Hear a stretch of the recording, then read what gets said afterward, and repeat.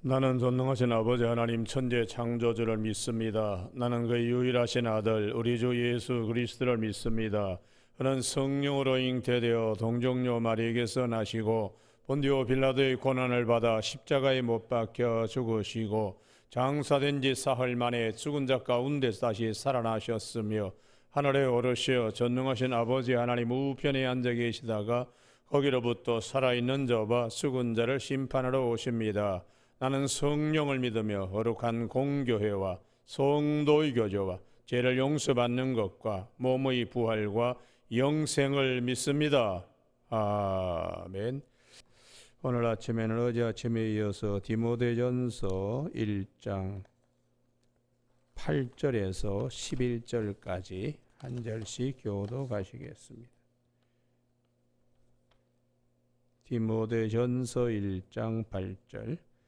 그러나 율법은 사람이 그것을 적법하게만 쓰면 선한 것임을 우리는 아노라.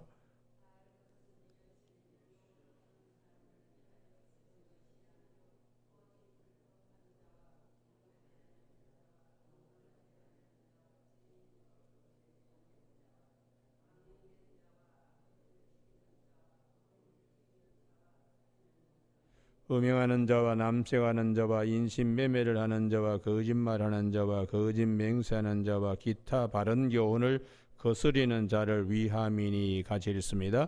이 교훈은 내게 맡기신 바 복되신 하나님의 영광의 복음을 따름이니라. 아멘.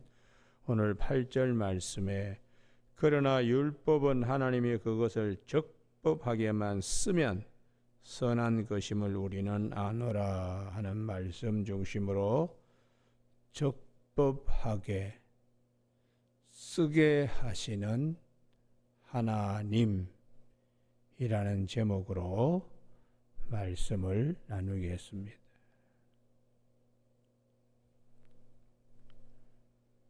하나님께서 이 세상에 주신 것들을 그 목적을 알면서 사는 것이 큰 축복입니다. 그걸 모르기 때문에 이제 되돌아오는 것은 재앙으로, 저주로, 파멸로 이렇게 결론이 맺어집니다. 그렇기 때문에 목적, 내 목적이 아니고 하나님의 목적, 그것을 아는 것이 대단히 큰 축복이요 감사할 수 있는 일이죠. 그래서 성경에 같은 돌이라도 하나님이 그 돌을 우리에게 주신 이유, 그걸 알면 죄를 범하지 않습니다. 가인이 동생을 죽일 때에 그 돌이 살인의 무기가 되었습니다. 그러나 그 돌을 셋과 에노스는 하나님 이름을 부르는 제단으로 사용했습니다. 어느 것이 더 하나님을 기쁘시게 하는 것인가? 주신 목적, 하나님을 기쁘게 하는 것이 무엇인가? 이거를 아는 것이 피조물이 창조주를 기쁘게 하는 것이고 피조물의 도리가 되는 것입니다. 그래서 사도 바울은 9절에 알 것은 이것이니, 아는 것이 대단히 중요하죠. 그래서 율법은 어떤 목적으로 하나님이 우리에게 주신 것인가? 쭉 내용을 보면 다 범죄와 악과 죄에 관한 것입니다. 하나님께서 율법을 주신 목적은 죄를 알게 깨닫게 해주시는 목적으로 주신 것이지, 이것을 들고 상대방을 치라고 주신 것이 아닙니다. 하나님께서 율법을 주신 목적은 내가 얼마나 죄인인가를 깨닫게 해 주셔서 죄인인 우리가 하나님의 은혜의 자리에 나아가도록 이것이 예배인 것입니다.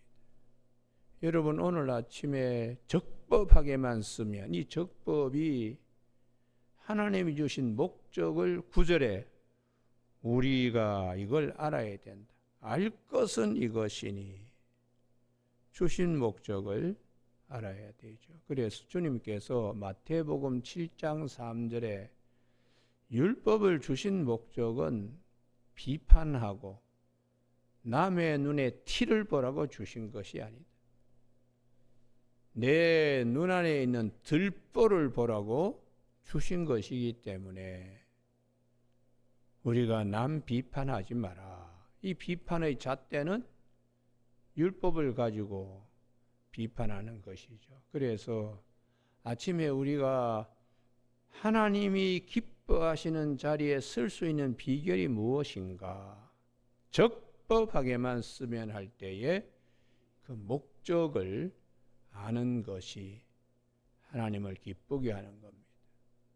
가인의 손에 들려진 돌이 셋과 에노스의 손에 들려진다면 살인이 아니고 형제 죽임이 아니고 아담과 하와의 마음을 아프게 하는 것이 아니라 하나님께 나가는 제단으로 이렇게 쓸 수가 있는 것이죠.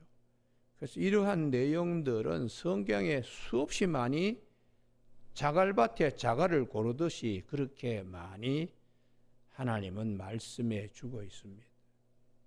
모세에게 하나님이 지팡이를 주셨습니다. 적법하게 쓰면 바로 앞에서 하나님의 영광을 드러낼 수 있도록, 또 이스라엘 백성들 앞에서 하나님의 영광을 드러낼 수 있도록 그 지팡이가 적법하게 쓰면 홍해바다에서 길이 갈라지고 바로의 술사들 앞에서 그들의 지팡이를 삼킬 수 있는 그런 지팡이였어요. 그런데 이제 우리 안에 있는 죄성이 하나님이 주신 것을 적법하게 쓰는 것이 아니라 실족하는 거죠. 우리가 잘 아는 출애굽기 17장이나 민수기 10장에 백성들이 목이 마르다고 할 때 하나님께서 반석을 하여 명령만 해라 했는데 이 모세가 아마 아주 화가 치밀어 올랐던 것이, 자기 감정을 다스리지 못하고 그 지팡이로 반석을 2번 내리칩니다. 적법하게 쓰는 게 아닙니다.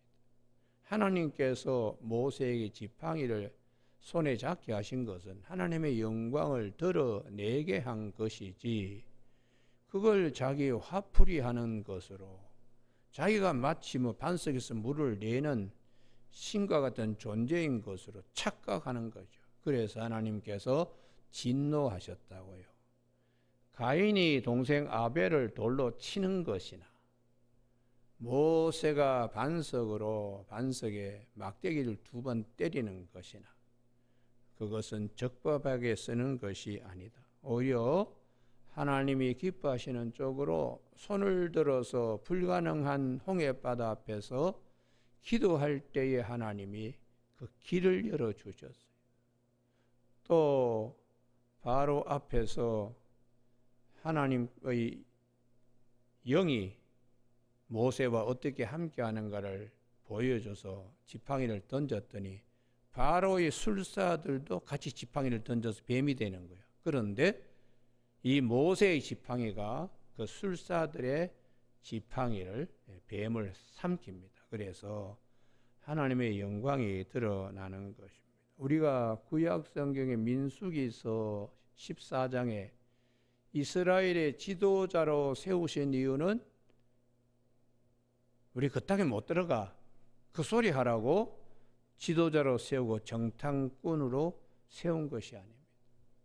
갈렙과 여호수아처럼 우리가 지파의 우두머리로 하나님이 우리를 세우신 목적은 하나님의 뜻과 그 말씀에 순종하는 그릇이 되도록 여호와께서 기뻐하시면 우리를 반드시 그 땅에 들여보내신다. 신실하신 하나님에 대한 믿음을 이걸 증거하라고 지도자로 정탐꾼으로 이렇게 보내신 것입니다. 그래서 이런 것들을 이제 모르니까 하나님의 진노하심이 있죠. 이스라엘 백성들을 출애굽시킨 이유는 시내산 아래에서 금송아지 축제하라고 불러내신 것이 아닙니다. 어떻게 하든지 가나안 땅에 들어가게 하려고. 그래서 아침에 우리 찬송가 320장 부른 것처럼 우리를 일꾼 삼으신 목적을 주님 뜻대로 사용될 수 있도록 우리 자신을 내드리는 이 헌신이라는 것이 하나님의 뜻이 어디 있는가 이걸 먼저 알아야 됩니다. 알아야지 진정한 헌신의 자리로 나갈 수가 있습니다. 구약 성경에 삼손 얘기 많이 합니다. 그에게 하나님께서 남다른 힘을 주시고 나시니로 성별한 것은 오늘날 가자 지구에 내려가서 가사에 내려가서 여인들과 같이 그 앞에서 힘자랑하라고 하나님 힘 주신 것 아니에요. 적법하게 쓰는 것은 블레셋 사람들을 제압하고 하나님의 백성에게 평화를 가져오도록 그 힘을 주신 것인데 이걸 삼손이 모르니까, 그러니까 항상 오늘 본문에 적법하게만 쓰면 이게 큰 글자로 들려져야 돼. 할렐루야. 그래서 우리 신앙생활 하는데 뭐 자꾸 방향성을 잃어버리는 것이 말씀이 들리지 않기 때문에 방향성을 잃고 말씀이 들리지 않기 때문에 마음과 심령이 고갈되는 것입니다. 듣고자 하는 귀를 닫아버리니까. 그래서 우리가 이 성경 말씀에 곳곳에 하나님이 감추어 두신 보화, 보물찾기 하듯이 찾아내면 얼마나 송이꿀처럼 단지 내 영혼에 하나님께서 어떻게 믿음의 여정을 가야 할지를 말씀으로 등불되게 하시고 말씀으로 빛이 되게 하시는 하나님이세요. 그래서 우리 신약 성경에 예수님께서 계속해서 말씀하는 것이 적법하게 써라. 적법하게 써라. 수가성 여인, 수가성에 그들이 모여 있게 한 것은 수가성 여인을 왕따시키려고 모여 있게 한 것이 아니에요. 주님이 수가성 여인을 품듯이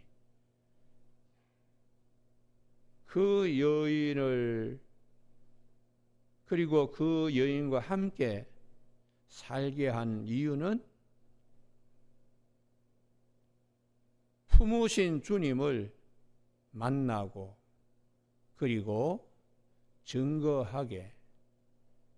그래서 이 수가성에 대한 요한복음 4장도 율법적인 관점에 쓰면은 저 여인 뭐 지저분해, 사생활이 아주 말도 하지 마, 이제 그런 곳인데 주님이 친히 율법적인 비판적인 남의 눈에 티끌을 보는 마을에 주님이 일부러 찾아가셔서 그 수가성 여인의 마음 깊은 곳까지 어루만져 주시면서 기쁨을, 메시아를 만난 기쁨을, 참 예배가 무엇인가를 아는 그 기쁨을 여인에게 주고 그리고 동네 사람들 다 깨워서 주님이 이틀도 수가성에 머물면서 그들의 모든 마음을 주의 빛으로 밝히신 사건이 요한복음 4장입니다. 우리가 요한복음 8장도 마찬가지죠. 율법을 적법하게만 쓰면 했는데 현장에서 가늠한 여인인데 성전에서 돌 던지는 거죠. 이걸 성전에서 예루살렘에 성전에 하나님의 성전을 주신 이유는 가인처럼 돌 잡으라고 하나님이 율법을 주신 것이 아닙니다. 그래서 예수님께서 남의 눈에 티끌 보고 네 눈에 대들보는 보지 못하느냐고 하신 말씀대로 죄 없는 자가 먼저 돌로 치라 이렇게 말씀을 하시니까 양심의 가책들을 받아서 율법을 주신 이유는 자기를 보라고 주신 거예요. 양심의 가책을 느낄 수 있지 남에게 돌질하라고 준 것이 아닙니다. 예수님께서 여인에게 죄 짓지 말라고 나는 세상의 빛이라고 나를 따르는 자는 생명의 빛을 얻으리라고 이 말씀이 율법에서 복음으로 옮겨진 새 삶을 말씀하는 겁니다. 요한복음 4장이나 요한복음 8장이나 요한복음 9장이나 같은 말씀입니다.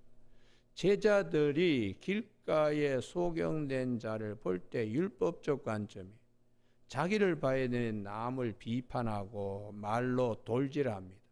이 사람의 이렇게 눈이 감겨진 맹인된 것은 누구 죄 때문이냐고 말로 돌질할 때 주님께서 이 사람이나 부모의 죄가 아니고 하나님께서 그에게 영광을 나타내려고 두신 것이고 지금까지 기다린 것이다. 그래서 실람 연못에 가서 씻고 돌아왔을 때에 제자들의 마음이 어떤 마음으로 바뀌게 되는가? 예수님이 보내심을 받았다. 실로암이란 뜻.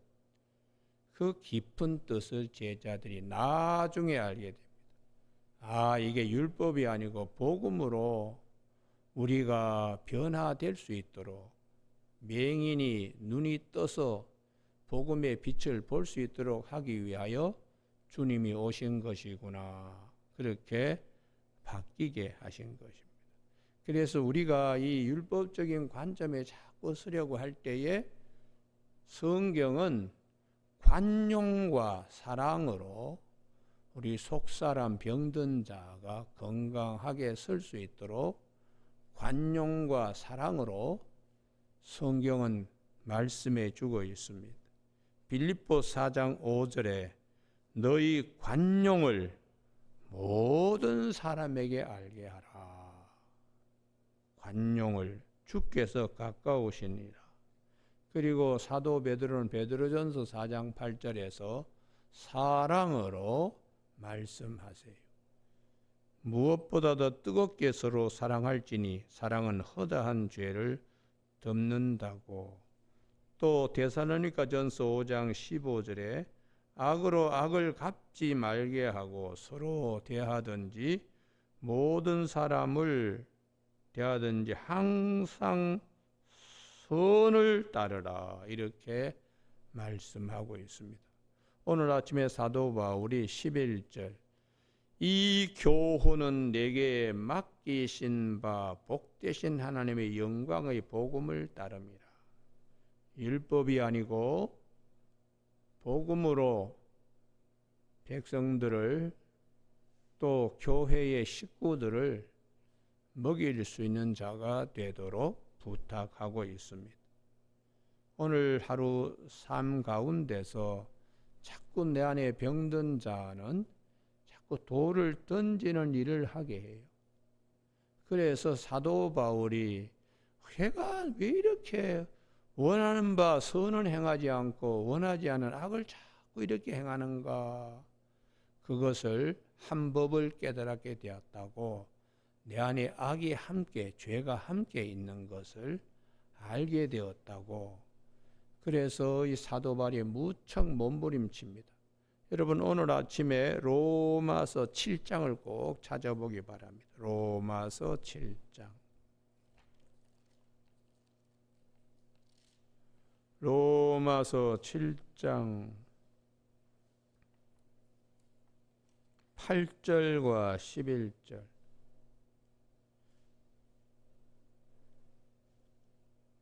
로마서 7장 8절에 그러나 죄가 기회를 타서 계명으로 말미암아 내 속에서 온갖 탐심을 이루었나니. 계명이 나쁜 게 아니라 죄가 문제라는 것이죠.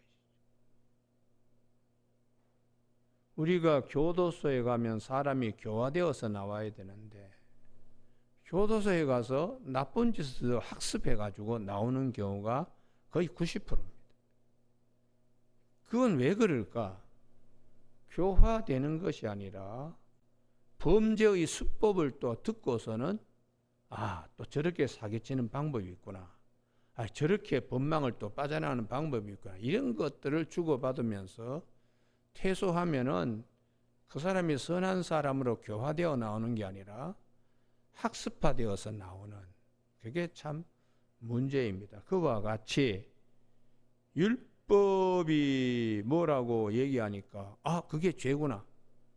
그리고는 그것도 내가 터득하게 되고 죄를 더 짓게 되는, 최고의 죄는 이걸 가지고 자기를 봐야 되는데 남에게 돌질하는 것으로 무기화되는 거예요. 그렇기 때문에 죄가 하여튼 자꾸 기회만 있으면 율법이고 뭐고 자꾸 이렇게 올라탄다는 것이에요. 그러니까 내 안에 있는 죄성이 얼마나 강한가를 사도 바울은 7장 8절과 7장 11절에 죄가 기회를 타서 계명으로 말미암아 나를 속이고 그것으로 나를 죽였는지라.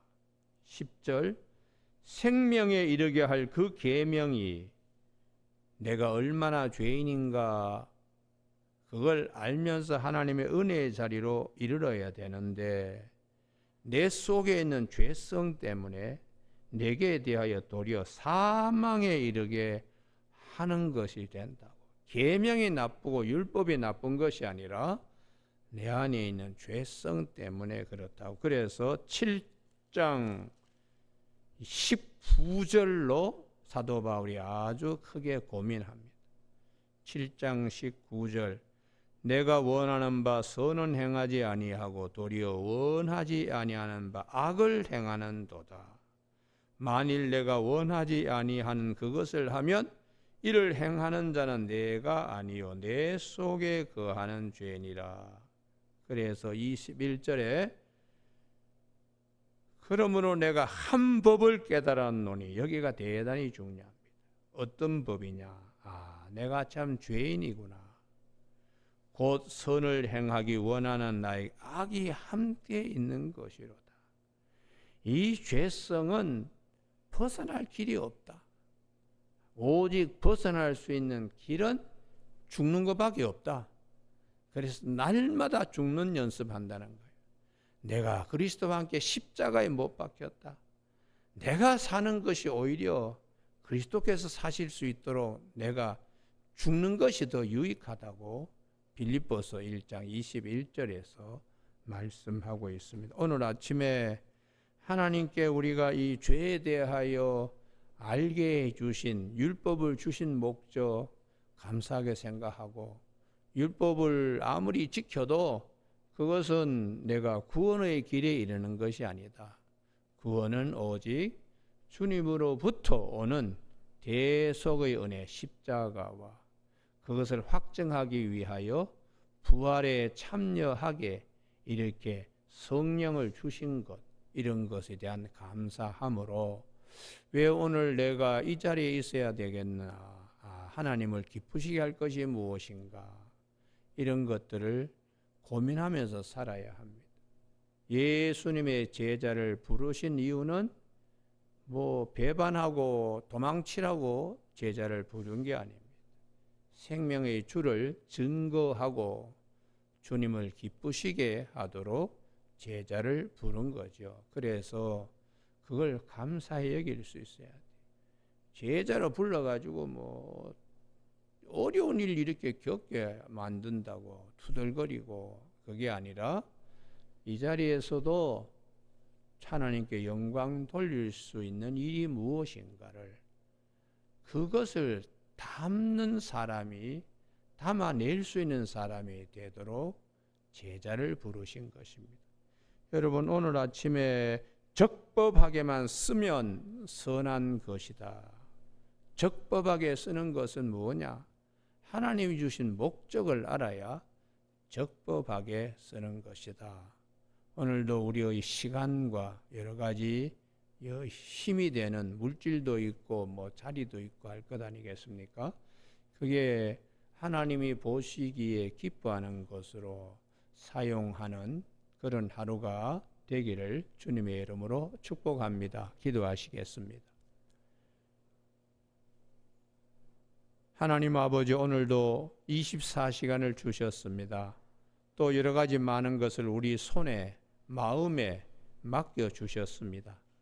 적법하게 쓰는 하루가 되게 하여 주셔서 주를 기쁘시게 할 것이 무엇인가 시험해 보라고 에베소 5장 10절에서 말씀과 로마서 12장에 있는 말씀, 형제들아 너희 몸을 하나님이 기뻐하시는 거룩한 산 제물로 드리라고, 이 세대를 본받지 말고 마음을 새롭게 함으로 변화를 받아 하나님의 선하시고 기뻐하시고 온전한 뜻이 무엇인지 분별하며 살아가도록 하신 말씀을 마음에 잘 새기면서 이 하루 또 여러 가지 많은 일들을 우리가 감당해야 하며 또 마주대해야 할 일을 앞에서 선을 행하고 하나님의 뜻을 이루어 가는데 쓰임받는 하루가 될 수 있도록 성령님께서 우리를 일깨워 주시고 또 함께하여 주시길 원하오며